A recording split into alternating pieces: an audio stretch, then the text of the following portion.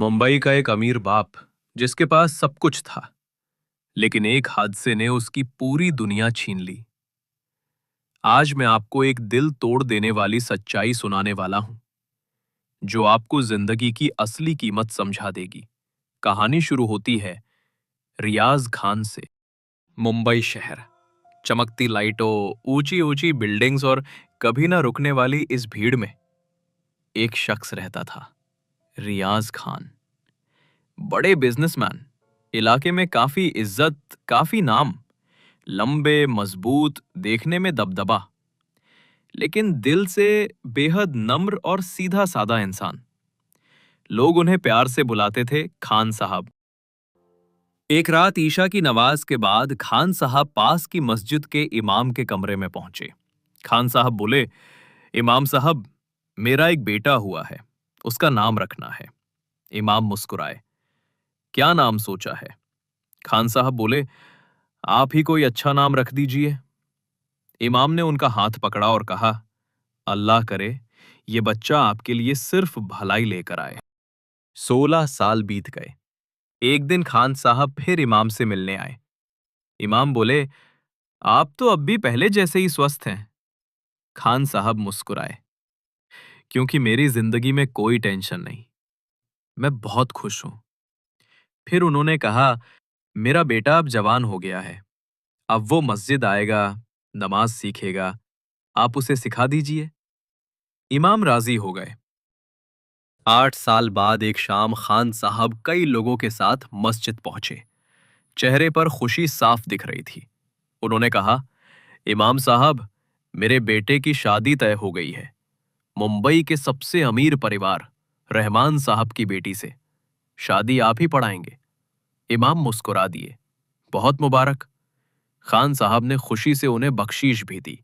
जाते जाते इमाम ने कहा, आप अपने बेटे के लिए यहां 3 बार आए हैं, लगता है अब आने की जरूरत नहीं पड़ेगी। खान साहब बोले, हां, शायद अब नहीं आऊंगा। सिर्फ एक हफ्ते बाद खान साहब अपने बेटे के साथ कार में शादी की तैयारियां देखने जा रहे थे और अचानक जोरदार टक्कर, भयानक एक्सीडेंट। लोग भागते हुए आए, लेकिन तब तक बहुत देर हो चुकी थी। खान साहब का इकलौता बेटा इस दुनिया से चला गया। खान साहब पर जैसे पहाड़ टूट पड़ा।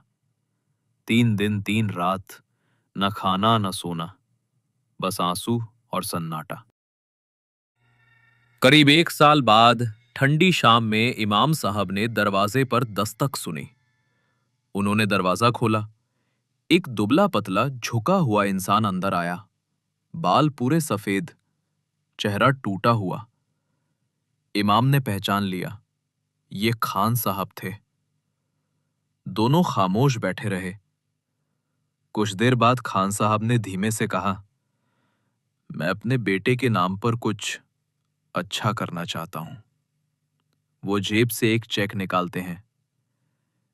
ये उस घर की रकम है जो मैंने अपने बेटे के नाम से खरीदा था, आज उसे बेच दिया। अब ये पैसा उसके नाम पर किसी अच्छे काम में लगा दीजिए। कमरे में सन्नाटा।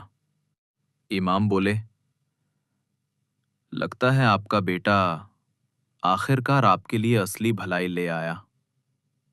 खान साहब की आंखें भर आईं। 2 बड़े आंसू उनके गालों पर गिर पड़े। हाँ इमाम साहब, मेरे बेटे ने सच में मेरे लिए भलाई छोड़कर गया है। इस कहानी से हमें कई गहरी और जिंदगी बदल देने वाली बातें सीखने को मिलती हैं। खान साहब की जिंदगी शुरू में बहुत खुशहाल थी, ना टेंशन ना परेशानी, लेकिन एक ही हादसे ने पूरी दुनिया बदल दी। बच्चा खुशियां देता है, लेकिन वो हमेशा हमारे पास नहीं रहता। अल्लाह ने जो दिया है वो कभी भी वापस ले सकता है। आखिर में खान साहब ने जो पैसा बेटे के नाम पर रखा था, वही पैसा उन्होंने नेक काम में लगा दिया। बेटे की मौत के बाद खान साहब टूट गए थे, लेकिन फिर भी उन्होंने बेटे की याद में अच्छा काम करने का फैसला लिया। इमाम ने कहा था, आपका बेटा आपके लिए भलाई लाए। और सच में बेटे के जाने के बाद ही खान साहब ने सबसे बड़ा नेक काम किया।